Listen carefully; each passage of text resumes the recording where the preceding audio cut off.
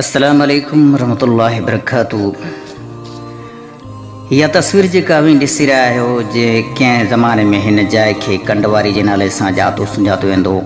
इहो हिन करे जो हिते कंडीन जा कसीर तादाद में वण हूंदा हुआ। काफ़ी पुराणा दरख़्त जिन जूं शाखूं हिक ॿिए सां ईअं मिलियल हुयूं जो ॼण त पाण में भाकर पायल हुजनि। वणनि जो पाण में चाह कुर्ब जो ॾेख तमामु निरालो हूंदो। जॾहिं मुल्क ते मालिक पंहिंजी महर कंदो हो, मियोगी मुंद ईंदी हुई, खिवणियुनि जा खेल थींदा हुआ, ककरनि जूं कतारूं थींदियूं हुयूं, वॾ फुड़ा मींहं थींदा हुआ। मुल्क जा हारी बनियूं साफ़ करे डांदनि ऐं उठनि सां पंहिंजे खेतनि में पोख कंदा हुआ। ॾींहुं राति महिनत करे पंहिंजे बनीअ ॿारे में मसरूफ़ रहंदा हुआ। वरी पोख पचंदी हुई त अलाए त केतिरा पखियुनि जा वलर कतारूं करे ईंदा हुआ। ॻेरा वैया झिरकियूं कतारूं करे खेतनि में ईंदियूं हुयूं। पोइ उन्हनि जा सुरीला आवाज़ सुबुह खां शाम ताईं ॿुधण में ईंदा हुआ।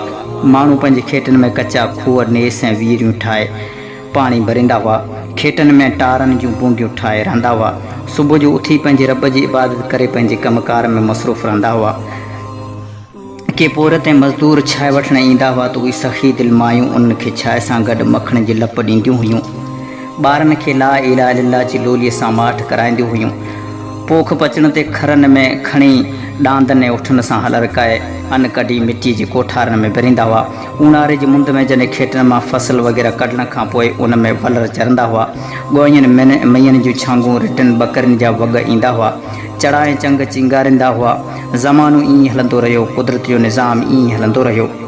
ॾींहं पुठियां राति ऐं राति पुठियां ॾींहुं आख़िरकार वक़्तु हिकिड़ो अहिड़ो छाल आयो जो उन फितरती हुस्न में घटिताई थींदे रही। अॼु न उहे माण्हू आहिनि, न ई उहा सचाई रही आहे। उहे बरकतूं बि आहिस्ता आहिस्ता ख़तमु थियणु लॻियूं। बनियूं त उहे साॻियूं आहिनि, पर अलाए उहे फसलूं काॾे वियूं। उहे ॻेरनि ऐं वैयनि जा वलर अलाए त केॾां हलिया विया। उहे वण जंहिंजे शाखनि में ॾोॾू ॿधी पेलो ॾियासीं, उहे कारे कोयले जे में तब्दील थी विया। न उहे मायूं आहिनि जेके ॿारनि खे ला इलाहा इल्लल्लाह जी लोली ॾींदियूं हुयूं। न उहे ॿार आहिनि जंहिंजे अखियुनि में वॾनि जी साञाए शर्म हूंदी हुई। ऐं न ई उहे जून आहिनि जेके आधी राति जो उथी करे पंहिंजे रब जी बारगाह में हूंदा हुआ। उहे वीचारा हमेशह जे लाइ असां खां हलिया विया। ॿुॿर कीअं ॿूराणा कंडियनि सिंगर साया, मूं वेतर ॻोड़ा वाया सारे सिपरी खे। अजन बेबान हंध खे ॾिसी अखियूं आलाण जी वेंदियूं आहिनि। दिलि पंहिंजे वस विञाए सोचनि जे समंड में ॿुॾी वेंदी आहे। कहिड़ा न अजीब ख़ूबसूरत महाग हसीन सैलगाऊं अॼु उजड़ियल वीरान बेबान ॼण त खाइण पिया अचनि। माज़ी जे वर्कनि खे उथलाए पोइ ते ॾिसबो आहे त ख़बर पवे थी त आख़िर सभु कुझु फना थियणो आहे।